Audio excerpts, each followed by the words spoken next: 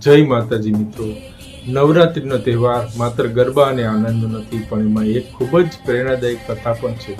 પુરાણોમાં વર્ણન મળે છે કે એક વખત મહિષાસુર નામનો અસુર ભારે તપ કરી ભગવાન બ્રહ્માનો આશીર્વાદ મેળવ્યો હતો. તેના આશીર્વાદ મળ્યો કે કોઈ પણ પુરુષ તેને હરાવી શકશે નહીં. આથી તે અહંકારી બની ગયો અને દેવતાઓ પર અત્યાચાર કરવા માંડ્યો. તેના આતંકથી આખું ત્રિલોક કંપી ઉઠ્યું. ત્યારે તમામ દેવોએ તેમની શક્તિ સાથે એકત્રિત કરી અને એક દિવ્ય શક્તિનું સર્જન કર્યું. એ હતી માતા દુર્ગા.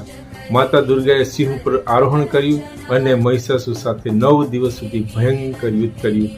10મા દિવસે માતા દુર્ગાએ મહિષાસુરનો સંહાર કર્યો અને ત્યારથી આ દિવસની વિજયાદશમી તરીકે ઉજવવામાં આવે છે.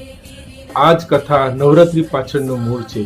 અસત્ય પર સત્યની જીત અને અંધકાર પર પ્રકાશનો વિજય. આ નવરાત્રી આપણને શીખવે છે કે જો આપણે શ્રદ્ધા, શક્તિ અને ધૈર્ય રાખીએ તો જીવનમાં કોઈ પણ મહિષાસુરને આપણે હરાવી શકીએ છીએ. ચાલો આ તહેવારને ભક્તિ અને આનંદથી ઉજવીએ. જય માતા.